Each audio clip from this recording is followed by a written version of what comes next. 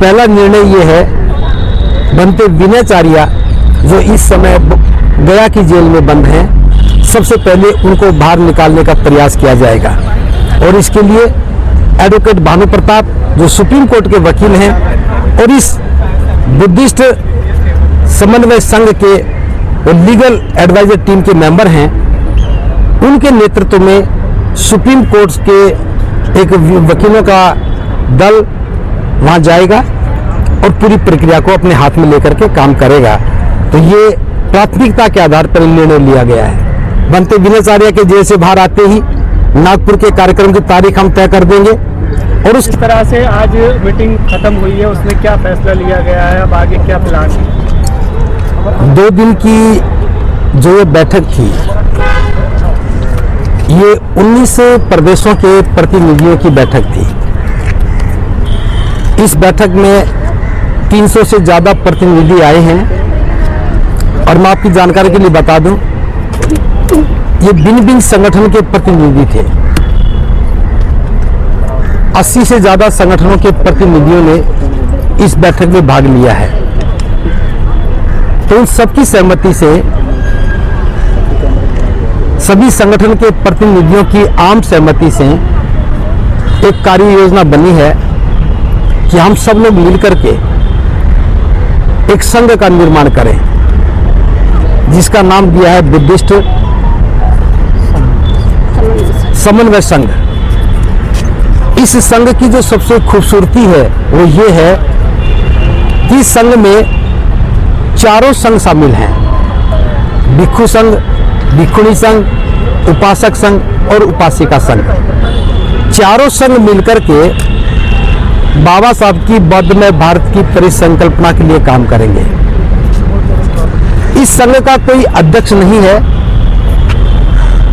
भिक्षु संघ, भिक्षुणी संघ अपने धर्म और विनय के अनुसार काम करेगा। उपासक उपासिका संघ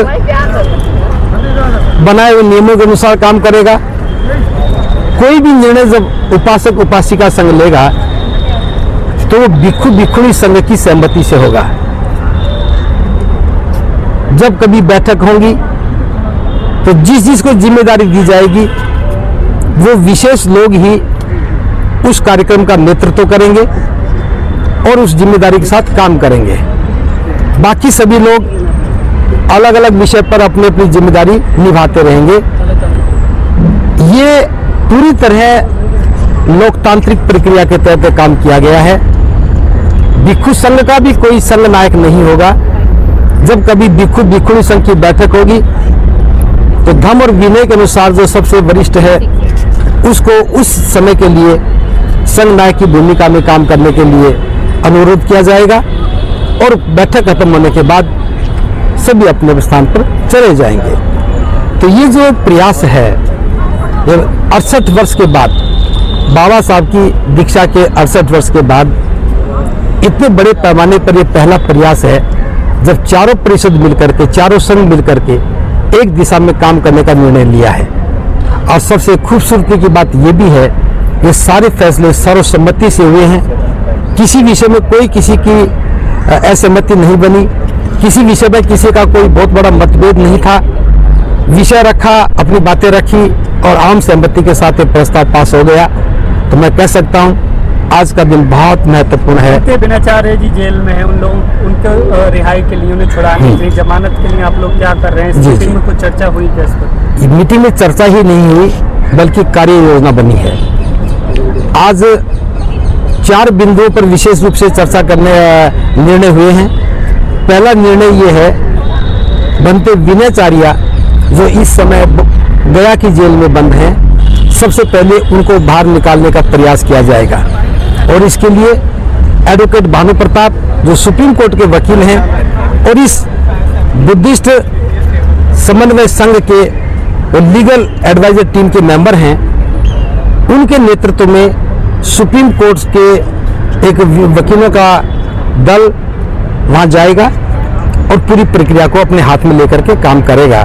तो ये प्राथमिकता के आधार पर निर्णय लिया गया है। दूसरा निर्णय ये हुआ कि जो बोधगया मुक्ति आंदोलन है वो किसी भी सूरत में कमजोर नहीं पड़ना चाहिए। उसको तेज गति से चलाने के लिए हर प्रदेश में काम की योजना बनाई है। मैं एक ही जगह की योजना बता रहा हूं। जुलाई के महीने में बहुत बड़ा वहां एक विशाल सम्मेलन किया जाएगा जिसमें पूरे बिहार की जनता की भागीदारी होगी और इस कार्यक्रम की जिम्मेदारी बिहार प्रदेश के लोगों को ही सौंप दी गई है। अलग अलग क्षेत्रों में काम करने वाले बिहार के सभी प्रतिनिधियों को जिम्मेदारी दी गई है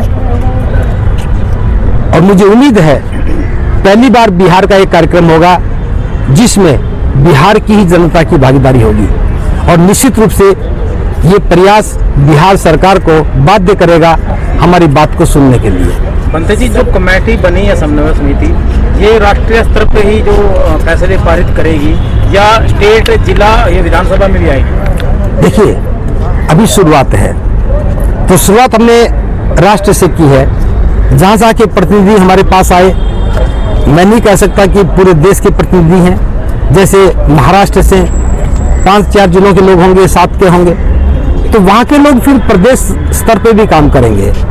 प्रदेश स्तर में जो जिला में जाएंगे तो आगे भी जाएंगे।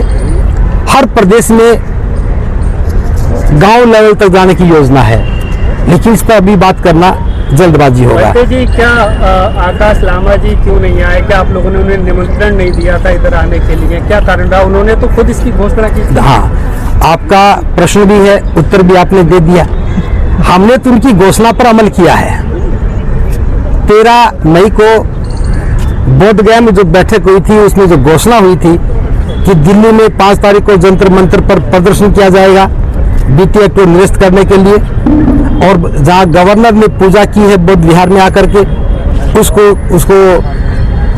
उसके विरुद्ध एक प्रस्ताव पास किया जाएगा, सरकार को आगाह किया जाएगा कि घिनौनी हरकत की है। तो वो काम की घोषणा हुई। साथ में ये भी था कि 6, 7 और 8 तारीख को 3 दिन के लिए एक बैठक होगी जिसमें राष्ट्रीय लेवल पर एक कमेटी बनाई जाएगी, कोऑर्डिनेशन कमेटी बनाई जाएगी। तो चूंकि उन्होंने घोषणा की थी, इस घोषणा में हम सबकी सहमति थी, तो सबकी सहमति थी तो वो आए या ना आए इस बात से कोई फर्क नहीं पड़ता। सबकी सहमति से प्रस्ताव पास हुआ था। घोषणा भले उन्होंने की थी, अब वो नहीं आए उसका जवाब तो वही देंगे। हमने अपना काम पूरा कर लिया, ये हमारा जवाब है। सर, बोधगया में कब से आंदोलन शुरू होगा? ये आंदोलन सारा बोधगया के लिए ही है, जरूरी नहीं कि बोधगया में जाके ही किया जाए। हम पूरे देश को आंदोलित करने के लिए काम कर रहे हैं। पूरे देश की आवाज उठेगी तब सरकार दबाव में आएगी। बोधगया में 4 लोग बिठा करके हम आंदोलन को आंदोलन नहीं कह सकते। वो धरना है और ये आंदोलन है। और मैं बताना चाहता हूँ, आंदोलन चलते रहने का नाम है और धरना बैठ जाना और बैठ करके उठ जाना, उठ करके फिर बैठ जाने का नाम है। तो सर, अभी कोई डिसाइड किया गया है कि किस जगह धरना जो है शुरू किया जाए? देखिए, हम धरना शुरू करेंगे नहीं करेंगे ये बात नहीं है। हम इस देश के प्रत्येक प्रदेश की राजधानी में बड़े कार्यक्रम करेंगे, प्रत्येक जिले में छोटे कार्यक्रम करेंगे, जन जागरण का अभियान शुरू करेंगे और लाखों लोगों के साथ हम एक एक व्यक्ति को बताएंगे कि महाबोधि महाविहार बौद्धों का है, इन्हें मिलना चाहिए। और मैं आपको बता दूं, पहला कार्यक्रम पटना में होगा जुलाई के महीने में। हम इंतजार कर रहे हैं, तारीख पता लग जाए कि वहाँ का विधानसभा सत्र कब शुरू होगा, उसी को देकर के हम घोषणा करेंगे। उसके साथ साथ नागपुर में एक बड़े कार्यक्रम की योजना है। बनते विनयाचार्य के जेल से बाहर आते ही नागपुर के कार्यक्रम की तारीख हम तय कर देंगे। और उसके बाद अगस्त के महीने में दिल्ली के ताल कटोरा स्टेडियम में एक बहुत बड़ा कार्यक्रम किया जाएगा। और ये सारे कार्यक्रम महाबोधि महाविहार की मुक्ति के लिए किए जाएंगे।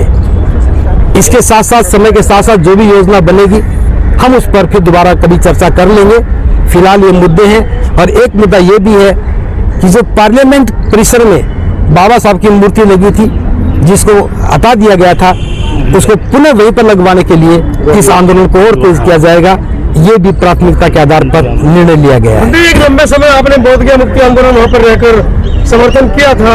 वर्तमान में जो नेतृत्व करता है धरना स्थल के, उन पर सवाल या निशान कुछ उठ रहे हैं, बहुत सारे सवाल उनके ऊपर उठ रहे हैं। क्या कहना है उस पर आपका? सवाल बताइए। उन पर सवाल उठे तो जवाब वही देंगे जी। नहीं, आपका पर्सनल अनुभव क्या करा? वहाँ पर गए, क्या आकाश लामा की टीम मेरा किसी को अपने सामने आना देना चाहती मेरा थी? पर्सनल अनुभव है जी कि मैंने जिंदगी में पहला गलत कदम उठाया जी कि एक व्यक्ति को जानता नहीं था और विश्वास करके वहां चला गया, और विश्वास की कीमत के रूप में मुझे बहुत कुछ गंवाना पड़ा। फिर भी मैं कहता हूं, उनको धन्यवाद देता हूं। अगर वो ऐसा ना करते तो हमें पूरे राष्ट्रीय लेवल पर सभी लोगों को इकट्ठा करके एक इतने बड़े संघ का निर्माण करने का अवसर नहीं मिलता। तो मैं तो उन्हीं को साधुवाद देता हूं।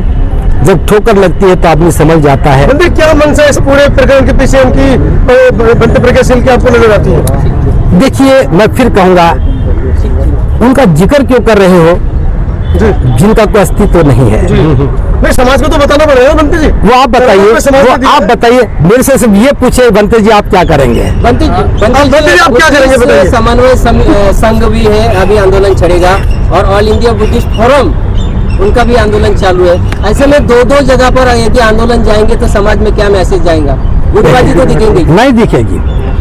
वहां सिर्फ एक ही चीज दिखेगी, सिर्फ आंदोलन दिखेगा। वो तो अपने अस्तित्व का अंतिम प्रयास कर रहे हैं और हम कामना करते हैं कि उनका अस्तित्व बना रहे। और मैं तो महाकारुणिक बुद्ध से भी कामना करता हूं, जो बौद्ध भिक्षु भ्रमित हो गए थे, जो बौद्ध भिक्षु भटक गए थे, तथागत